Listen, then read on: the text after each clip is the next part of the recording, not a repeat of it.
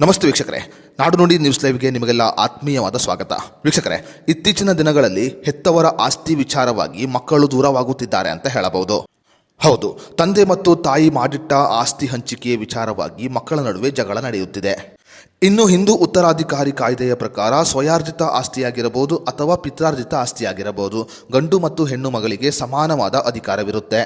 1956ರ ಹಿಂದೂ ಉತ್ತರಾಧಿಕಾರಿ ಕಾಯ್ದೆಯ ಪ್ರಕಾರ ಹೆಣ್ಣು ಮಗಳಾದವಳು ತಂದೆ ಆಸ್ತಿಯಲ್ಲಿ ಆಗಿರಬಹುದು ಅಥವಾ ತಾಯಿ ಆಸ್ತಿಯಲ್ಲಿ ಆಗಿರಬಹುದು ಅಥವಾ ಪಿತ್ರಾರ್ಜಿತ ಆಸ್ತಿಯಲ್ಲಿ ಆಗಿರಬಹುದು ಸಮಾನವಾದ ಹಕ್ಕನ್ನು ಪಡೆದುಕೊಳ್ಳುತ್ತಾಳೆ.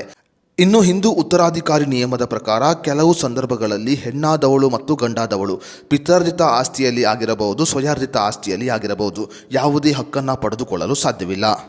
ಹಾಗಾದರೆ ಯಾವ ಸಮಯದಲ್ಲಿ ಪಿತ್ರಾರ್ಜಿತ ಆಸ್ತಿ ಮತ್ತು ಸ್ವಯಾರ್ಜಿತ ಆಸ್ತಿಯಲ್ಲಿ ಹಕ್ಕನ್ನು ಪಡೆದುಕೊಳ್ಳಲು ಸಾಧ್ಯವಿಲ್ಲ ಅನ್ನೋದರ ಬಗ್ಗೆ ಸಂಪೂರ್ಣ ಮಾಹಿತಿಯನ್ನು ಈ ವಿಡಿಯೋದಲ್ಲಿ ನಾವು ನಿಮಗೆ ತಿಳಿಸಿಕೊಡ್ತೀವಿ.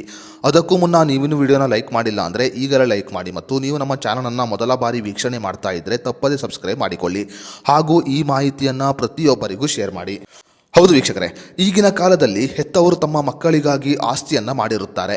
ಆದರೆ ಮಕ್ಕಳು ಹೆತ್ತವರ ಆಸ್ತಿಯಲ್ಲಿ ಪಾಲು ಪಡೆದುಕೊಂಡ ನಂತರ ಹೆತ್ತವರನ್ನ ನೋಡಿಕೊಳ್ಳುವುದಿಲ್ಲ.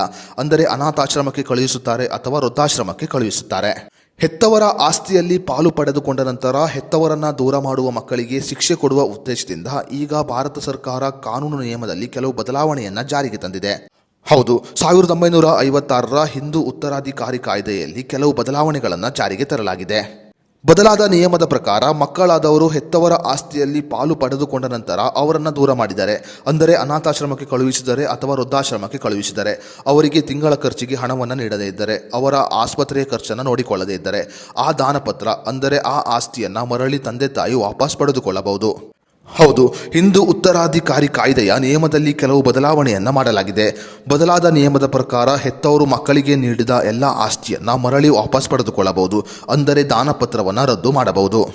ಒಂದು ವೇಳೆ ಹೆತ್ತವರು ದಾನಪತ್ರವನ್ನು ರದ್ದು ಮಾಡಿದರೆ ಮಕ್ಕಳು ಅವರ ಆಸ್ತಿಯಲ್ಲಿ ಯಾವುದೇ ರೀತಿಯ ಪಾಲು ಪಡೆದುಕೊಳ್ಳಲು ಸಾಧ್ಯವಿಲ್ಲ.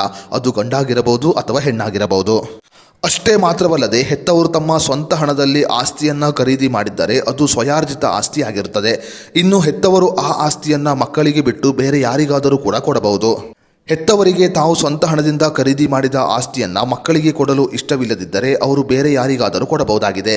ಈ ಆಸ್ತಿಯಲ್ಲಿ ಪಾಲು ಕೇಳುವ ಅಧಿಕಾರ ಹೆಣ್ಣು ಮಗಳಿಗಾಗಲಿ ಅಥವಾ ಗಂಡು ಮಗಳಿಗಾಗಲಿ ಯಾರಿಗೂ ಇರುವುದಿಲ್ಲ.